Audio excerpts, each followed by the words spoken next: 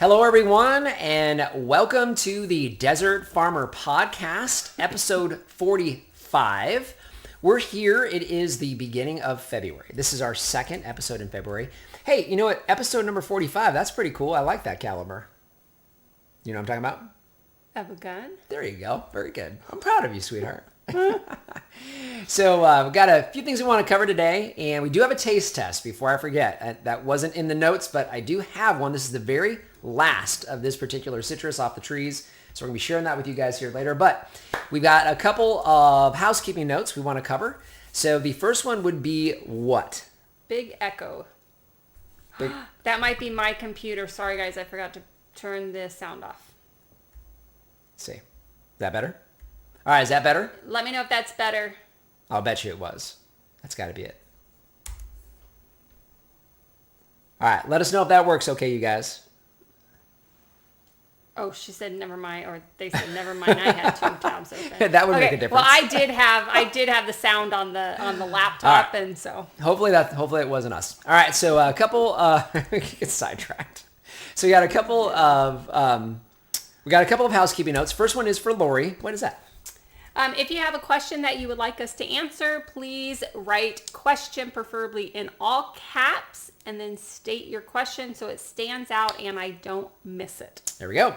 So, and you'll be paying attention to all the comments. You're usually here typing away, Yes. saying hi to everybody in the comments. So Lori does see you down there. And then number 2 would be, and Eric's already got it up. If you guys can give us a thumbs up, that would be fantastic. Helps us not only today, but it helps us in perpetuity as we move forward. Helps to keep everybody here and engaged in the podcast and helps us out. So appreciate it. Okay, so we've got a few things we're going to be covering with you guys today. February, I don't know about you guys, but I know we've got a big portion of the country has freezing weather, and it feels like, it's a never-ending winter. And here we are in Arizona with 80-degree temperatures again last week. Mm-hmm. So, which definitely can happen in February, but I think we're all kind of wondering where winter went this year. I know. We didn't get cold weather until January, and here we are in February, and it's gone again. I think we've got a little bit of cooler weather headed here at the end of this week, but you know what? Here in February, we still have some things that need to get done, and no matter what, because we know right around the corner, warm weather is coming. Yeah. So we got a quick agenda item that we wanted to cover with you guys today. There's 2 things on there. If you want to pull that up for me, sweetheart, you might need to refresh that. There you go. So we have the big project of the year. You folks everybody had asked us, what is kind of our project this year, if there's anything major or multiple things. The major project for this year is underway. Right? Yes. That just started this morning. Yes. Right. We have it's Blue Mountain Welding. Right. Blue Mountain Welding. So we've got Blue Mountain Welding back. They helped us with the extension on the outbuilding, and they're going to basically be building a pole barn for us. Maybe that's the best way to describe this. But it's a covered structure. So we're going to give you guys the details in that. We started filming that today with them starting up. They've got all the posts up. All the main posts. Right. Yeah. So the main posts are up, and we are going to be we have to cash flow this. So, it's pretty expensive, and we have a lot of things we want to do with that. We're going to have it as kind of the home base on the back half of the property. If you guys have been following so long, you know that we have a 5-acre rectangle and then a 1-acre rectangle kind of attached to it. And the main acreage, which is that 5-acre rectangle, the back half of it is almost completely empty. We have the wood chip pile that's been back there for 5 years now, and we've been raising pigs back there for the last 2 seasons, kind of around one of these corners. And we do have plans for the back half of the farm, and we're going to be starting with the home base for all of the larger animals that we're going to have back there. Mm-hmm. So we'll be sharing again with you guys more detail, and we have the structure being built here over the next probably month or so, and then we'll be adding to it as we go throughout the year. So that was exciting. That was really exciting. Yeah. So, and then second one, I put that down on there, and this is for you guys here in Arizona only, but our turkey pre-order started today. So I know we always have folks ask us, first of all, usually winds up they come here in October and for the farm tour and want a turkey, and unfortunately we pre-sell those in the month of February. And so, we've already got a lot of folks signed up for that, and that is on the website. So if you guys are seeing this here in Arizona and you want one of our pasture turkeys, you want to do that before February 28th. Yes. So that is a public service announcement. So if you guys are seeing this in another February, like a few years from now, now's the time. So you'll see that on the website. Yep. Okay, so we got those two things. Before I go to the topic of the day, again, reminder, we are going to have a taste test. So hang in there. This is kind of a cool one. The very last one off this tree. So, and a little unique. Any questions before we get started? Yeah, so we have Janet, when will you have the spring open house tour? Now, it's interesting you asked that. We had somebody else ask that earlier. It's a good question. So you guys know we do a couple a year, and we're getting better at making these a little more engaging, I think. We've got some ideas for giveaways, right? Yeah. Oh, yeah. So not only do we do wine giveaways typically, as long as we have enough, usually we do. But we got another option, I think, for a cool giveaway that we're going to be working on as well. But to answer the question, it will be in April. So make sure you guys are on the customer email list. That's how we announce all of those. And we'll have signups for that here probably next month sometime would be my guess, would be signups. Maybe end of March, I'm guessing, time frame for signups. We usually do signups a couple weeks in advance. But I think right now, if you kind of want to put a pin on the calendar, it'll be either the second or third week of April would be my guess on that one of those Saturdays. We want to make sure we still have broiler chickens here on the pasture. They're still here until the beginning of May. So, and also we really like to have some ripe mulberries on the trees. And that's why we try to wait as long as we can in April, but not too long because the weather gets a little bit warm for everybody. So we want it to be comfortable. So Yeah. that's the plan. Anything else? Questions. What is the drink of the day? Oh. What was yesterday's cheat meal? So yesterday's cheat meal were burgers, right? And onion rings. Ooh, and onion rings. So the onion rings are really kind of the only cheating part of that, right? Because we get a keto, what is that, like a flatbread or something like that? Yeah, it's those thins. Yeah, so that one's, it's a keto-friendly version of that, and then the burger obviously is just amazing. Yeah. It's just great. But yeah, the onion rings are old school. Yep. Yep, so. And drink, I just have a hard seltzer. Yeah, so taking it easy. Yeah. No alcohol for me, at least not yet. Maybe after we're done. Yeah. So. Anything else? Eric, I moved 2 dormant trees today since weather has been getting warm and might get trees coming out of dormancy sooner. Very true. Yep, we've got several trees out of dormancy. We noticed that here after this past week. Yeah, no doubt about it. Darrow has 82 degrees. Ooh, yeah. That's warm. It's growing in your area, ocotillo, as a native plant. And what do you see more, prickly pear or ocotillo? Just curious. Yeah, so we do see both. Yeah. But down here you'll see probably more ocotillo than you do prickly pear. Prickly pear, it grows here fine. So we have prickly pear on the farm. We don't have any ocotillo. We try to grow an ocotillo, remember, in the city in our first house. Yeah. And those are common in landscape. You don't see a whole lot really of either one down here in the valley, but I would say ocotillo is probably more than prickly pear. Yeah. Growing naturally. Any new public fan encounters? No. So, well, I'm at work all week. So you're the only one in town. I go to town once a week. Yeah. So I don't think I have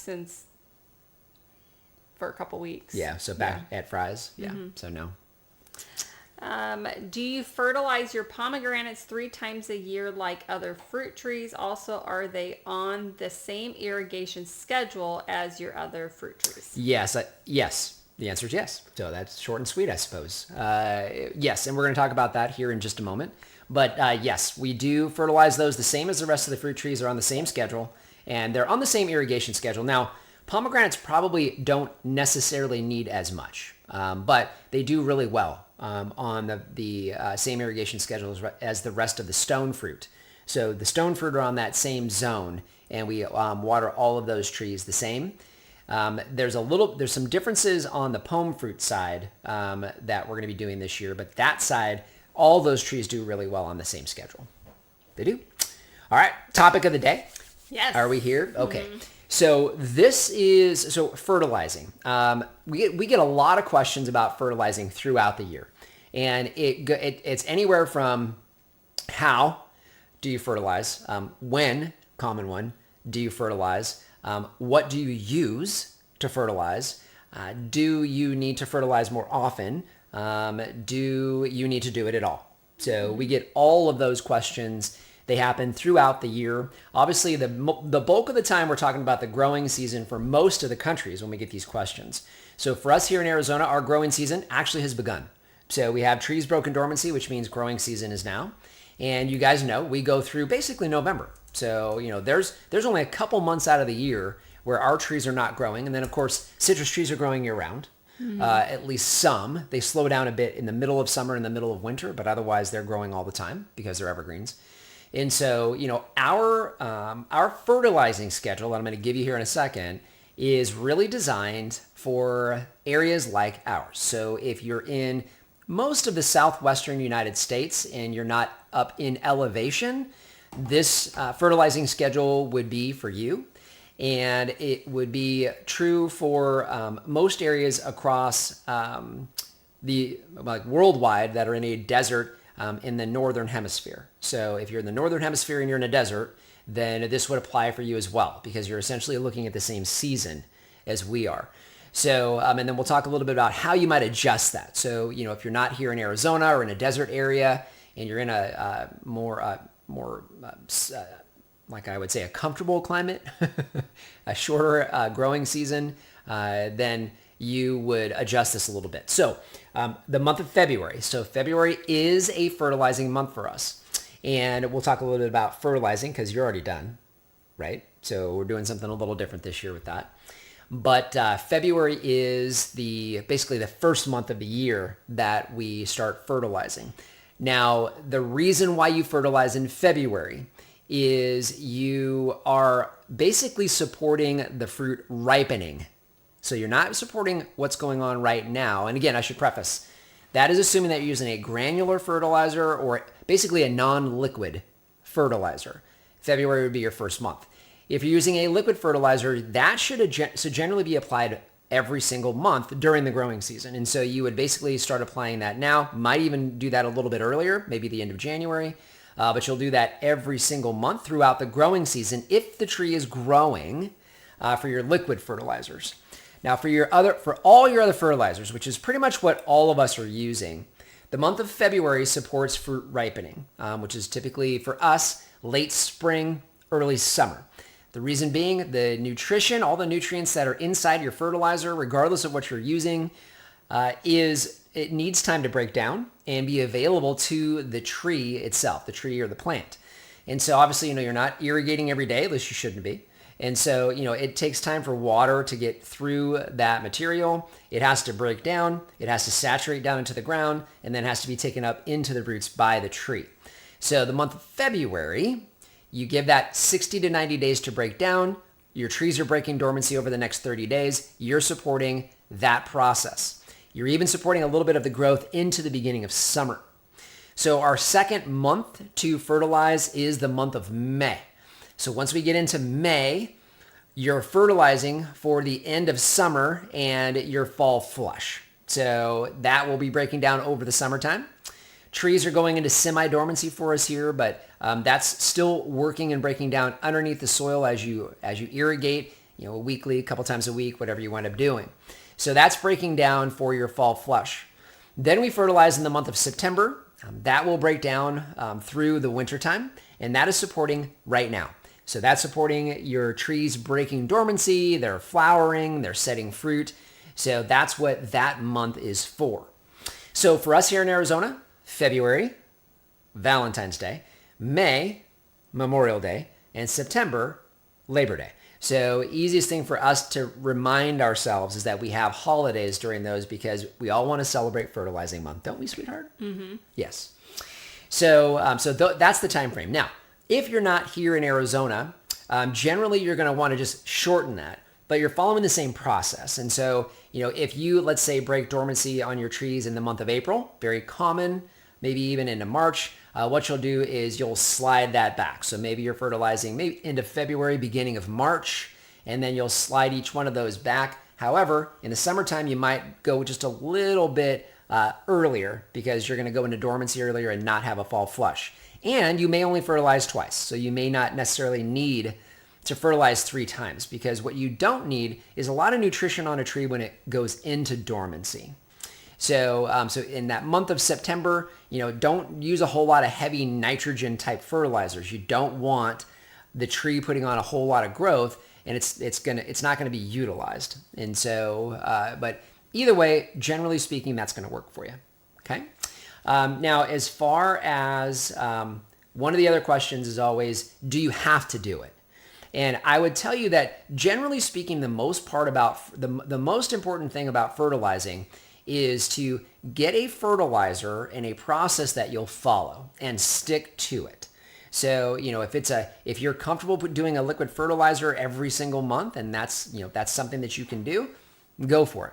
I think that there's benefits to liquid fertilizers that you don't get with a granulized fertilizer. Immediate release. You have, especially some of your better liquid fertilizers like your fish emulsions and whatnot are going to give you some beneficial bacteria and things like that you don't get out of a granular fertilizer. Excuse me for a sec. So, but really getting on that schedule and sticking to it and being consistent. Now, one of the things that we've noticed here is that we're pretty heavy on our fertilizers because we use compost. So generally we're using more material as we apply this. And we've noticed for me at least, I've noticed as we pulled some of these wood chips back, there's a good amount of fertilizer that hasn't broken down.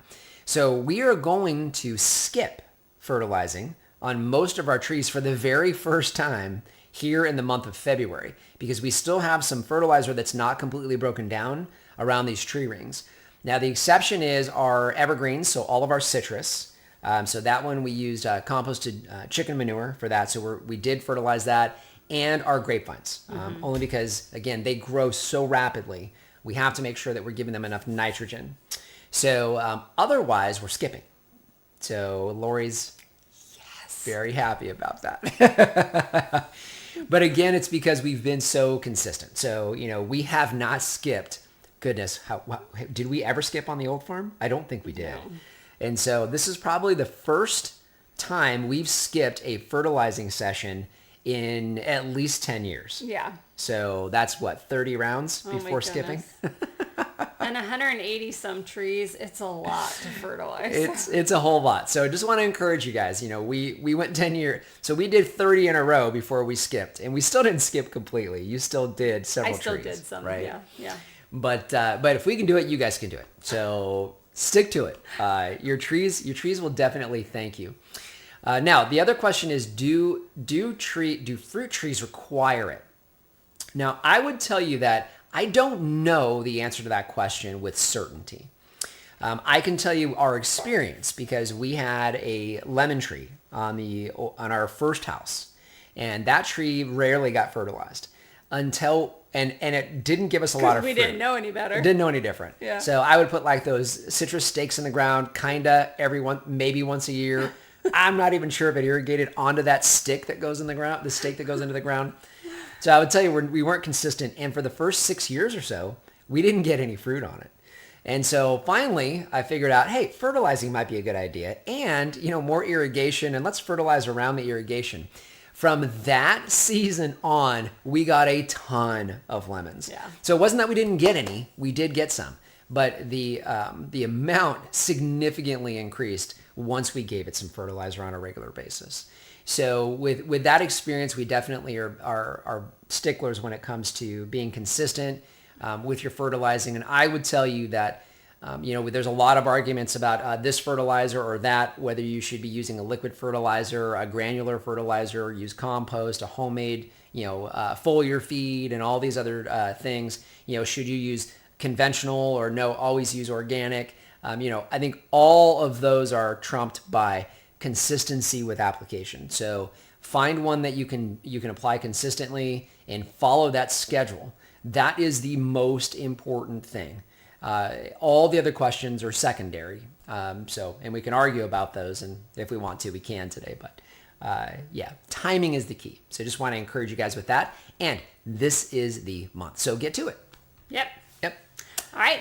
I have some bagged composted chicken manure. I've read this product can potentially burn fruit trees. Any advice? Yes. So we have been using aged chicken manure, which basically just means it's sitting outside. We water it down every once in a while, so it breaks down a little bit. But we've been using aged chicken manure around the citrus trees on, I believe we started on the old farm at the very end of that process because we had chickens. And these trees have always had chicken manure on them here. So our citrus trees have never gotten any other fertilizer, with the exception of planting. I think we used a granular fertilizer that Reed suggested upon planting, some fish emulsion on planting, and then maybe that first round might have been bioflora crumbles, which is a chicken manure-based compost, or fertilizer. Otherwise, we've always used chicken manure. Now, we mix that into the tree rings, into the wood chip mulch.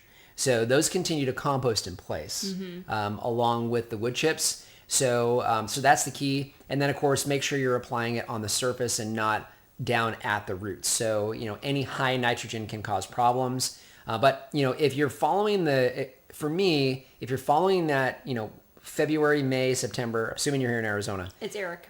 Oh, okay, perfect. Yeah, so if you're following February, May, September, Eric, I think you're going to be fine. And then if you're not confident, mix it with some wood chips. So, don't put it onto the ground if you're concerned about that. Put it into the wood chips and irrigate, heavily in that little ring or channel. Because I think you're using rings, if I'm not mistaken. So, yeah, good question. Hi, guys.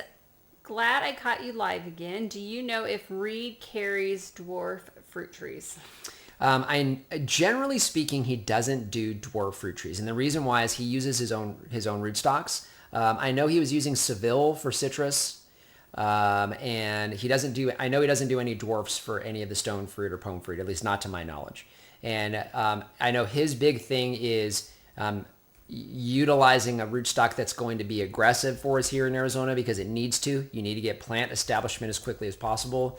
And then pruning heavily if you need to do that. Let me know what size kind of space you're dealing with if you're concerned about that. The only time I've seen where a dwarfing rootstock is really ideal is when it's in a pot. So that's about the only time I've seen it where it's really ideal for a dwarfing rootstock. And the reason being because the roots grow very slowly. You can move the pot, so if the tree starts to struggle, you can put it into shade, mottled sunlight. You can water it. You can really keep an eye on watering a lot easier than an in-ground tree. You control everything with that. And most importantly, the roots themselves don't get root bound so fast because the roots are going to grow a lot slower on a dwarf tree. So, but yeah, give me an idea about what space you're dealing with because that can make a difference too. So. And then while we got everybody here, make sure you guys are giving us a thumbs up. Appreciate it. Is that Pam again? Yeah. Pam, oh my goodness. Pam, you sweetheart, thank you so much for the super chat. That is awesome. All right. And then what do you think about human urine as a fertilizer for fruit trees? I think that I do it all the time.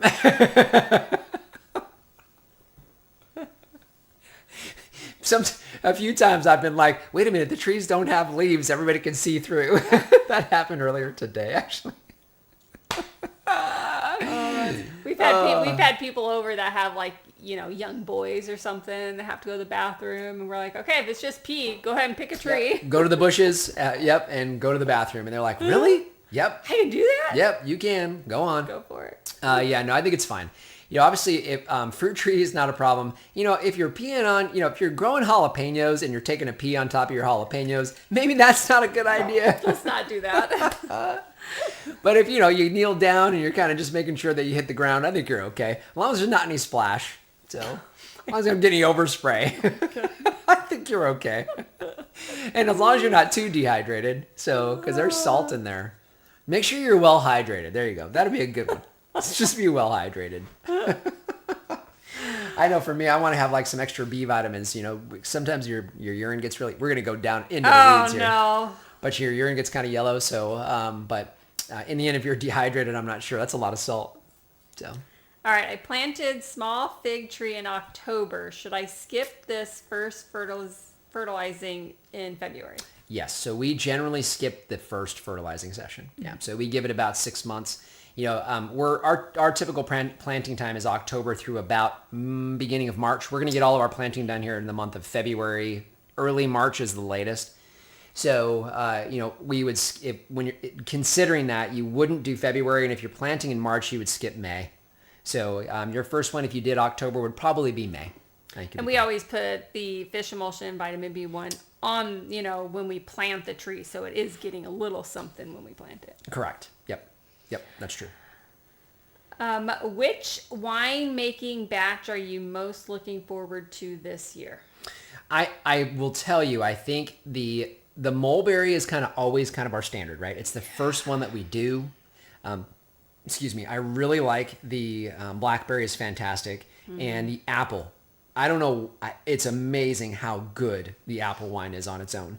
So we really ruined some batches this last year. We made the mistake of backing off on the alcohol content. We've had some issues there, and they didn't turn out quite as good this year as they have in subsequent years. So I'm really looking forward to this year. Because we literally went from a good high alcohol content to almost none, and struggled with batches, lost a couple, and we're just going to go. We're going back up. We're gonna raise the bar again here, and really push the limit for the alcohol tolerance for these yeasts that we use. So, yeah. And they're pretty high, so they're gonna be some strong ones. But yeah, mulberry. In order for me would be mulberry, blackberry, and then apple. What would yours be? Definitely mulberry. I don't know. We talked about if we get enough loquats and trying a loquat wine. I'll tell you what, That might be interesting. We've had several people suggest that. I think the only problem is the Macbeth's still struggling and didn't give us a good fruit set. If it was better, I think we'd be okay. And the Big Jim is not as heavy as it was last year. So I don't think we'll have enough this year. Plus, you eat so many of the loquats. They're so good. Yep. I was telling Clancy about it, so I need to make sure I get him some this year. So if you add a fertigation system, it will be less work for Miss Lori. That is true, and we could do it. So the challenge, I think, with the way we fertilize is there's so much water that moves through those. Each tree's getting so much at a time. It would be hard to do. But, we have those lines that we could install them in. But it would be tough to do with as much water as we go through. Yeah. So, yeah. So the one asking about the dwarf trees, small backyard, 1,500 square feet maybe. Oh, okay. I mean, that's still pretty decent size. So, as long as you have, let's say, I would say probably about 4 to 6 feet wide, and you have at least 6 feet tall, then most of your semi-dwarf trees you can keep in that space. You want to make sure when you plant, you cut the trunk down really low. And so you want to have maybe a foot or so off the ground. So make sure you're taking into account the graft point. But, a foot or so of trunk, and start it from there. And then make sure you prune each season. Depending on what you're going to plant too makes a difference. So, if you have a variety that is spur fruiting, so like an apple or a plum or an apricot, or hybrids thereof of apricots and plums, cherry, I'm not sure where you're at, but cherry, those types of things where they're spur fruiting, those can easily be kept smaller and you have a great amount of production. So because they're going to fruit on spurs. The bigger challenge would be your plants that require new growth. But even like I don't know that I would do a mulberry because those are full-size trees. Those are not semi-dwarf trees. Maybe a Shangri-La you might be able to do. And you could coppice those or pollard them. So coppice meaning cut them down to the ground each season, and then you're going to get 5 or 6 feet of growth, and all of that growth will produce fruit on a mulberry. Same thing with figs. So it's better to pollard, not coppice a fig. So pollard just means a very, very short trunk, and you cut back to that each season, and then it grows from there. So those are fine. And then, let me know what type of fruit you're thinking about. And we'll kind of work through this with you while we're here on the podcast. Do you water it down or straight from the tap? So I'm not sure what we were talking about at that moment. Water it down or straight from the tap. Is that the wine or? I'm not sure. Okay. You have to let me know. Yeah. Elliot James, just let us know. Because there's so many, we've gone so far. Anyways. Pam said that urine saved her mesquite tree. Hey, look at that. Talking about pee, my grandpa had a big guava tree in the backyard, and he would ask all his grandsons to pee on it. After 15 years, I finally understand why the guavas were so sweet. Lori, have you ever considered recording baking videos? So we had another channel for... It's still there. It's still there, but I don't know if we'll ever do anything. It's hard. I'm busy, so I don't have time to do extra videos because I'm always editing these videos, and I don't like doing videos. He does the videos, and I do okay if I'm with him, but if it's just me by myself, I get such bad anxiety and I start to panic. So there's a reason why Lori has a drink today and Dwayne doesn't. Yeah, so I tried one podcast that that I didn't have a drink with me, and afterwards he said, you need to always have a drink with me. Yeah. I need a couple of sips just so it kind of, calms me down a little You can be bit. like the Galloping Gourmet, and you can start having a little bit of alcohol, then start filming your cooking thing, and then you're just snookered by the Totally time you're done. blitzed when I'm doing a video. I'll come home from work, I'm like, what happened to you? I did a video today. Well, I would love to, but it's not my passion. I can tell you, I've encouraged Lori to do that multiple times, and she really does kind of get deer in the headlights every single time the camera turns on. Every single time. It's funny. But I start panicking. I start getting...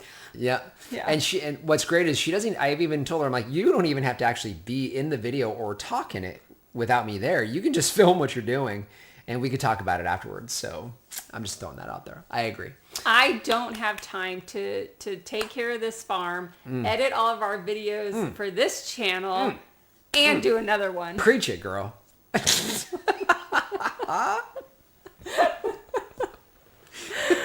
Okay, what else? What's I'm the next planning to thin prune my 1-year-old pomegranate tree this weekend. I know they are out of dormancy, but is it still safe to do so? I would say I haven't checked the pomegranate trees if ours have come out of dormancy yet. Yeah, I haven't seen any. I haven't checked either. I know the Parfianca hasn't. I just looked at that this morning. I would say that I wouldn't make any large pruning cuts. So once trees have broken dormancy, you don't want to make large pruning cuts. And the reason why is you've got sap running. A pomegranate tree is very, very forgiving. So I would tell you that you're probably safe to go ahead and do your pruning, probably even just regular pruning on a pomegranate. While sap does run in those trees, I've never seen them bleed at all. So I get the feeling you probably would be okay. If you wanted to be, on the safe side, maybe, instead of pushing, that 30% rule as far as amount of material that you remove, maybe you back that down a bit, maybe 15, 20%, concentrate on things that have to come off this season. The reality with pomegranate trees is you don't have to prune them at all. So there's no requirement to pruning a pomegranate tree. You can just let it go. It's like citrus. You can really, truly let it go, and then only prune when you absolutely have to, for shape or broken branches or whatever. Yeah, that'd be the way that I would approach this one. You probably still could do some pruning on it. All right, 15% ABV or higher on this year's wine. 15, so definitely higher. So yeah, higher, except for on the... We have one. If we do peach, we keep peach low. Peach is always lower only because it doesn't do well with a higher alcohol content. You lose all of the peach kind of essence, which is the only thing that really passes on into the wine, is kind of the essence of peach, which is a very, very light floral kind of flavor. And so too much is too much. So in fact, that was one of the wines this year that did fine with the lower alcohol content. So. Yeah. Those will probably be more in like the 12% range, give or take. And I think naturally if I remember correctly, without adding any sugar to increase the alcohol, I want to say they were around 10%. Mm-hmm. So peaches have a pretty fair amount of sugar already. So we don't need to add a lot to get it up into that 12 or 13%. Everybody else is going to be higher than that. So the yeast that we use they are good up until about an 18% alcohol content estimate. So, we'll be adding sugar to bump it up to 18 minimum. Like that's going to be my bare minimum this year. So every single wine that we have is going to be strong. And that's to make sure that we don't have, because we were getting like mold growth in one, some other stuff going on. It's like, okay, this isn't good. And so, we're revisiting all of our practices as far as sanitation, which is a lot stronger today. But even with that, we're still having issues. So we're going to really bump that up to make sure that we don't have those issues. So, and a higher alcohol content always helps. Any bacteria that might get through there, they might still survive, but most of those things don't when the alcohol content's really high. So, still holding Bitcoin? Oh yeah, yeah. That's HODL for sure. So I don't sell that. So we bought. In fact, I haven't bought any recently. So I'm waiting to see if we get that like every 4 years or so you get that little turn. So we'll see. We'll see what happens. We'll probably have to get a few more buy a few more sats, stack a few more sats if it dips a bit. But I don't know. Maybe it won't. So it hasn't significantly. So we're hanging in there. Financially speaking, is wine a better product than selling fruit or a combo? So we can't sell our wine. So we can sell our fruit, but we can't sell our wine. So selling wine will require a lot of hoops that we don't want to jump through. And so our wine is for personal consumption. We use it as giveaways for marketing. So that's really kind of what our wine is for, because we can't sell it. We'd have to be licensed to do that. And that's not a road I want to go down. Nope. So that requires government intervention, and I am not interested. Hard pass on that. Do you use time to time food leftovers or kitchen waste to fertilize? We have in the past, not directly anymore, mainly because we don't have a lot of it. We've got animals that consume a lot of that. We also have compost that we use. But most of our animals consume it. So between the chickens, the ducks, now the dogs. So we don't have any meat at this point. So there's almost none of that. It goes to the dogs. Bones as well, unless it's cooked chicken, then that goes to the big pigs. So there's just not a lot left. And then the vegetables, there's just not a lot of extra material, but you definitely can. So there's nothing wrong with that. Yeah. We do use coffee grounds. We'll be using the coffee grounds in the garden beds this year. And the compost that's generated from it obviously will apply. But, we used to do we would do all of your squash entrails and things like that. We would put those into the watering rings, and we'd get squash that would come up and all kinds of cool stuff. We haven't done it recently. So. And then the fruit trees that you guys were talking about. So apples, plums, and nectarines. Okay, so the apples and the plums, both of those would be on fruiting spurs. So you could very easily keep those, the size controlled, again, back to the trunk. Cut it, when you plant it, cut it back to a nice short trunk. Develop your scaffolds, and then keep them pruned down. Even with a lot of growth, you might get 2, 3, maybe even 4 feet of growth. You're going to prune that back every single year, because your spurs along your established scaffolds and branches towards the bottom, that's where you're going to get your fruit. The nectarine will be a little bit more of a challenge. One thing I can tell you, we have not had good success with stone fruit on a dwarf rootstock. Was it a Bonanza peach? I can't remember the variety. I want to say Bonanza. It died immediately in the middle of summer. I mean, it was amazing how fast that tree died when summer hit. Now, we did not shade it, which we should have done. So, but the feedback that I've gotten on your smaller stone fruit on dwarfing rootstock here in Arizona, people really struggle with those, and we haven't tried it again. The biggest challenge will be same process. You need to keep it pruned back. It's easier to take your peaches and let those trees get a little bit bigger, just because they produce on last year's wood, and we really can't prune our trees in the summertime, which would be necessary. So if you're going to do it and keep it in a pot, and you could keep it underneath a tree or have mottled sunlight, at that point you could do some summer pruning to help keep the tree smaller for the nectarine. So that might be an option if you can find one in a dwarfing rootstock. So the other thing would be dwarfing rootstocks are not designed for Arizona. So one of the things we found, like with reeds trees and some of these other things, these dwarfing rootstocks they don't do well with our soil. So you pretty much have to put them into a pot. So yeah, good luck on that. Okay. Yeah. What about wearing a GoPro on your head? That was, you don't show your face or talk, but just capture what you bake or make. That's you. Dwayne's Or you could idea. you could put a GoPro like right here on your chest. It looks straight at. Okay, straight at- I have told Dwayne several times that, hey, maybe we should get a GoPro, and then that way I would have it on me when I'm doing just chores during the week even, and we still don't have one. Well, so maybe that's because the capital expenses went into a certain pole barn that somebody wanted. Mm-hmm. I'm pretty Okay, expensive. that's a great suggestion. We do need to get a GoPro. I agree. No, we do need to. And, you know, one of these days when I get my act together and can... And Perry isn't visiting.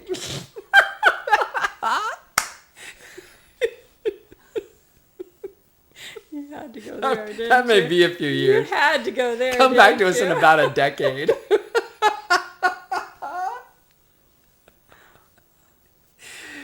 What else? We have any questions before we lose it? We're losing everybody here. Okay. Sorry, guys. On your pasture, you prefer more a granular fertilizer or compost? On the main pasture that we have is fertilized by our broiler chickens. So we don't do any other type of fertilizing on that. So we run the broiler chickens twice a year.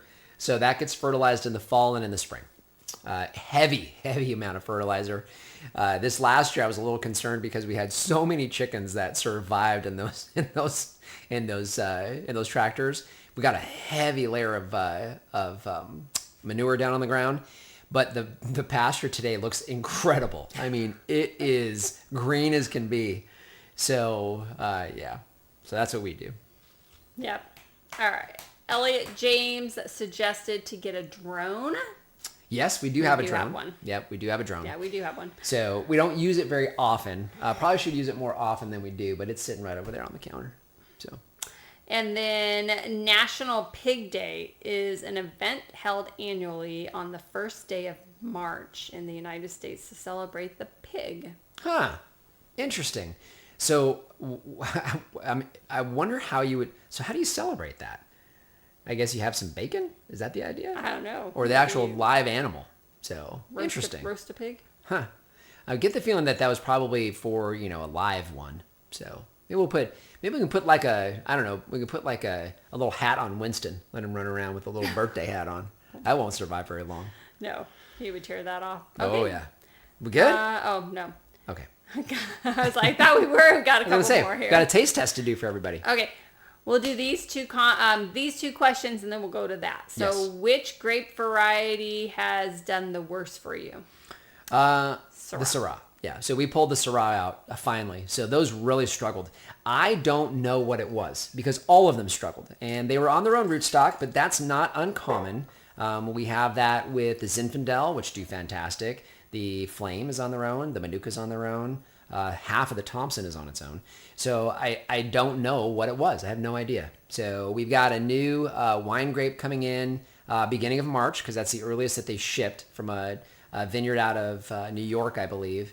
And it is a white wine grape that is kind of born and bred down in the South. So we're hopeful that that will do well. And we're going to do a little bit of a different trellising and pruning system. The way we're growing that's going to be a little bit different. So we'll share that. So, but yeah, that one's by far the worst. And then the Manuka, I will tell you, is a struggle. So It's not very consistent with production.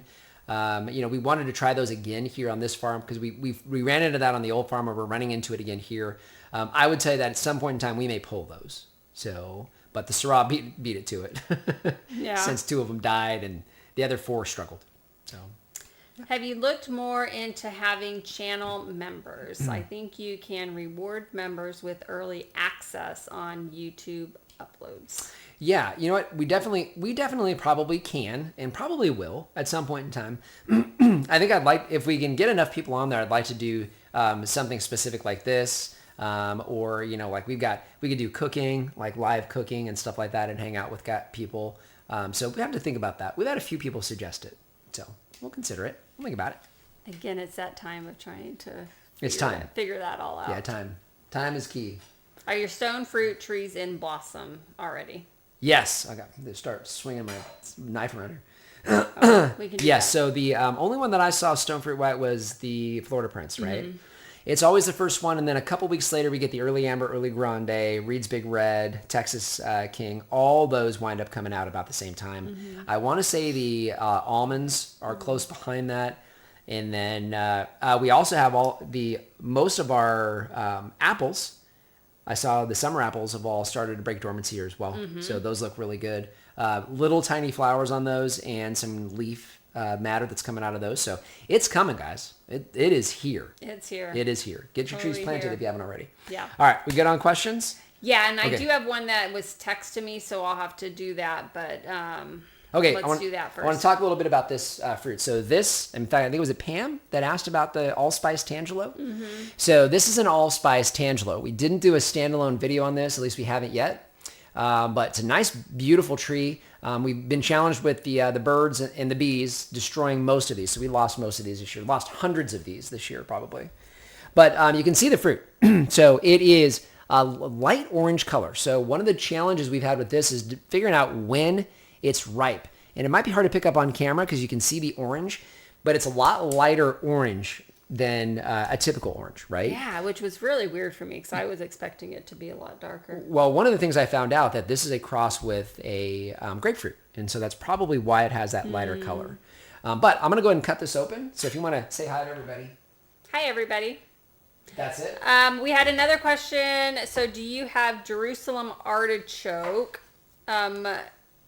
Yakon? I'm not sure what that means, but we do have Jerusalem artichokes. They did not do so well this summer, but we've had them for several years, and they do keep coming back. I don't know what else to add about that. Nope. So nothing too exciting. It's interesting. The rind is pretty thick on this, and I'm guessing that's because of that grapefruit kind of parentage. And it's a light, really kind of light fleshed fruit as well. Really juicy still. A lot of seeds. So I'm gonna kill the seeds, and I've got like smaller sections for us tonight. Okay. So I'm gonna give you one. Have you just try like a little orange. Here, try an orange slice. Okay. But see, I don't like this like thick part in the middle. Are you complaining? Yeah. Are you whining? yeah. There's no whining in podcasts. All right. You want to explain to everybody? Oh, I didn't eat it yet. Okay. Let's give this a shot. So.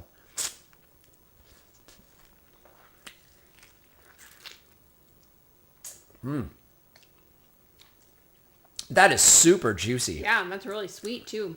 I'm just going to wipe it off on my pants. Yes, he has pajama pants on. Pam. I got, my jammies. That's really good. So that is definitely more on the tart side, would you say, than the sweet? So it's tart and sweet, right? Really, I didn't taste any tart at all. You really? Huh. I'm getting tart and sweet. So I don't know. Maybe it's because, did you spike your alcohol? Did you spike that drink? Then I don't. Of course I spiked it. Of course you did. Okay, allspice tangelo. I know we had a couple questions about this.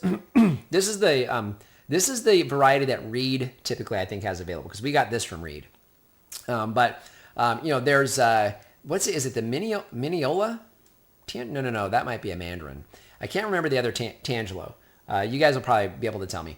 So that one I think has a bit of tart as well, if I remember it correctly, but it has kind of a little nub. This one's very round, so it's very oval. Looks like, And Pam on here, she said that hers is so different that it's dark orange and do not have a thick skin and hardly any seeds.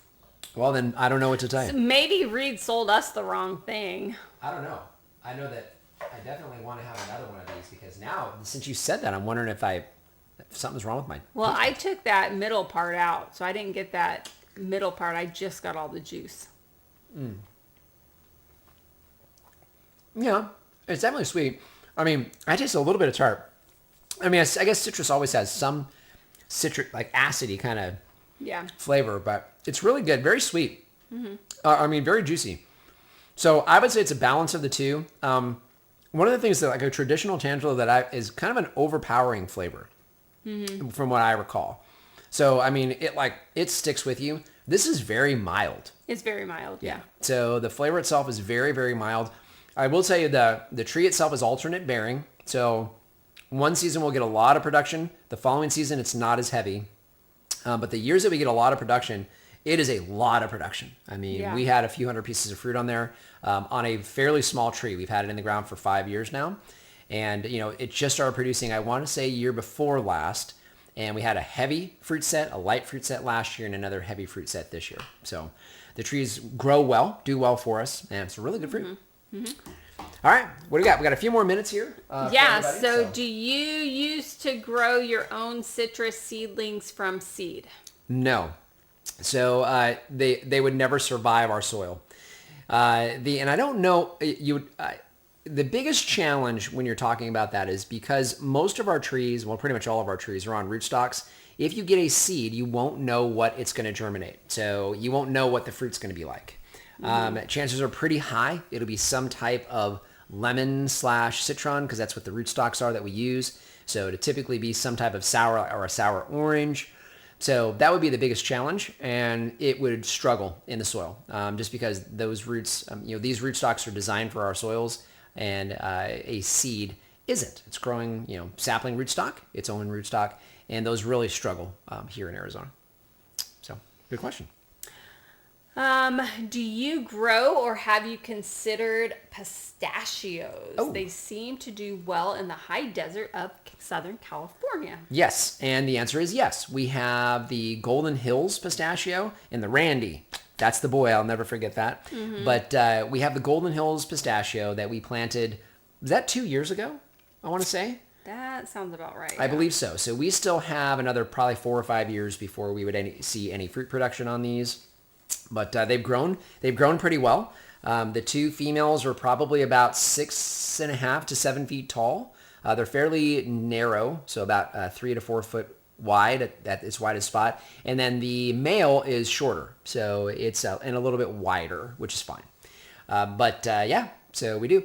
We had a consultation in Congress. You remember that?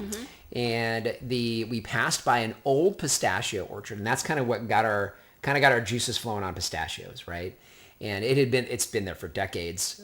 It looked abandoned, so I don't know if it's still actually being utilized in any way. But pistachios are grown here, and we're looking forward to hopefully getting some. So we'll see. All right, Pam, if you're still here, we'll see you later and have fun at sushi. Ooh, I'm jealous. She's going to send us a shot of her allspice when she opens it next. I wonder if she has that other Tangelo. Mineola one. Yeah, I wonder. I don't know. Is that it? Are we done? So Sholo said back in the day that we used to pickle or sugar the citrus rinds as a candy. Oh. Pickling I would be down for. Obviously sugaring would be out of the diet, right? But that'd be interesting, especially the pomelo, since there's so much of that rind. Yeah. So much. Might be too much. Yeah. What is your tastiest variety of loquat? I have tasted only one loquat and was not impressed. Very bland plum. Oh, yeah. I'm not sure. I don't know what you had. Definitely, I would say the champagne, but the Big Jim is awfully good. Yeah. Well, and the Yehuda from the old property, which now we haven't have one. The Yehuda was good. The Macbeth is okay, but it's not as good as those. So, and then definitely not the Gold Nugget. But the Gold Nugget's obvious. It's very round really and they're small. Yeah. And those are late. So those have never tasted good only because they're ripened so late. And it's not a very strong flavor anyways, but it's still a fruity flavor. And that might be part of it. It might just be that, it is a very mellow flavor. It's not real strong. So it could just be that, that is the flavor and that's kind of your reaction to it. I will tell you the champagne is probably the best. It's also the earliest. So, and most of your early varieties, especially here in Arizona, it just, in our experience, it's just a better fruit. Usually your earlier peaches are better. Like, so your yellow fleshed peaches are typically your early peaches. They're better than the white fleshed peaches. White fleshed peaches, because the white fleshed peaches are later. So you get kind of some bitterness that we've seen in the ones that we've gotten to actually ripen. And the same thing happens with our loquats. So the champagne's very good. But the Big Jim was kind of right in the middle, and it was very good as well. It was really good. Yeah, it was very good. They are so. I think they're so good. They're good. One of my favorites. But the flavor is really mellow. I mean, if you were to kind of rank that as far as from mellow to kind of an intense flavor, it's a very mellow flavor. Yeah. No doubt. It's not like a strong flavor like the peach. No. All right, so we have several other questions on here, so we'll try to get through lightning these. round. Yes. So, I thought pistachios were high chill. The ones I've seen are 600 plus chill hours. Yeah, and we usually get about between 400 and 500 chill hours here out in Whitman, which is why I wanted to try them, because Congress gets quite a bit more than we do. So they're probably in the mid hundreds, and we're in the mid hundreds as well, just probably maybe 100 to 200 less than them. So I think we're going to still be okay. And the Golden Hills was a little bit lower from what I recall. I thought it was lower too. I want to say it was like 400 or 500. So for you guys in the city, yeah, probably still going to be a challenge. You guys sometimes get 100, 150. We're always in the few hundreds out here in Whitman. So yeah, you're right. What else? What's your soil pH? Do you remeditate it? Also, if you don't have access to wood chips, what would you use to build soil? So first question, 8.4 was the pH when we first did our soil testing when we got onto the farm. So before we planted anything, we did soil testing and it was 8.4. So very high, typical in Arizona. I would guess that most of it's all probably still about the same. All of our rootstocks and everything are designed for alkaline soils, and so it's fine. But obviously getting to a more balanced pH is good for most of the plants on the farm. And our raised beds, I didn't test those, but those are going to probably be a lot more neutral just because of all the compost and whatnot that we've added in there, and it's not our native soil. And then as far as building soil without wood chips, you need carbon and you need nitrogen to build soil. So you need those two things. So any carbon you can find, grass clippings that are dry, anything that's dry. So dry grass clippings, dried leaves, straw. I wouldn't steer anybody towards hay because you could wind up having some things on there that would kill plants, like your different. I'm at a loss for words because I'm losing my mind at this point. But your anything that would kill off plants, and so like your different Pesticides. No, it's not a pesticide. There's a word for that. Herbicide. There you go. So your herbicides that would kill your plants. And so, yeah, that's really it. And then your nitrogens can be any type of wet or not dry fruit, veggies. We talked about table scraps earlier, so your inside scoops of that type of thing. But in order to do a large quantity, you're going to need a large quantity of those things. You can use manure along with your carbons because manures are always going to be, generally higher in nitrogen. And when you wet them all down, they have a tendency to break down with things like that. So, yeah. Do you grow persimmons? We do. So we have two persimmons here. We have a chocolate persimmon, like a chocolate and then a fuyu, or maybe it's a chocolate fuyu, either way. We have those two. The trees are very small. They grow very slow. They have put fruit on. None of them survive into like June, and they need to get into fall. So we'll see if we can get those bigger. And figure out a way to protect the fruit because they get decimated by the birds. Decimated. Yeah. Is RSI Grower still in business? Everything shows out of stock on their websites. Yeah. So he is, as far as I know, the challenge is he lost over 70% of his plants over the summertime. And so he's trying to rebuild that inventory. And I know he's struggling with that. So that's why you're seeing that. I know it's a bummer. And he was like, devastated, and it is devastating. That's just insane. So I'm hoping that he bounces back. So he's no spring chicken, so it takes a lot. Yeah. Okay, so we have a couple questions from Audrey, and I have her question that she texted me also. Mm-hmm. And then we should be right about time to close. So can a mulberry die if you pruned it way too much? Yes, we had that happen to the Black Pakistan in the back. Mm-hmm. So too much in one season, yes. So generally, you want to follow that 30% rule. You can go a little heavier on mulberries, but the biggest thing is how you have it pruned to begin with. So if you're going to pollard it each season, that's fine because you're taking off the new growth. The challenge is if you're taking off major sections of trunk and things like that, that's a problem, especially with more established trees.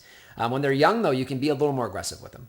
So what else? Okay, she had texted me, did you get to putting in the neem and copper info in a link? Okay. And how to mix. Right. So we have those. I believe we have them in the Amazon shop if you want to look at that. If not, Audrey, remind me. Email us real quick and I'll link them for you. And then we just followed the mixing instructions on the bottle. But we do have a copper and a neem that we applied to the pear trees. And I got to remember, I'll be applying those to the grapevines as well. I wanted to do that to see if we can help with our whitefly infestations from the last 2 years. What else? Are we good? Because we're right at 3 o'clock. Right at Look 3. at that. We're finishing on time.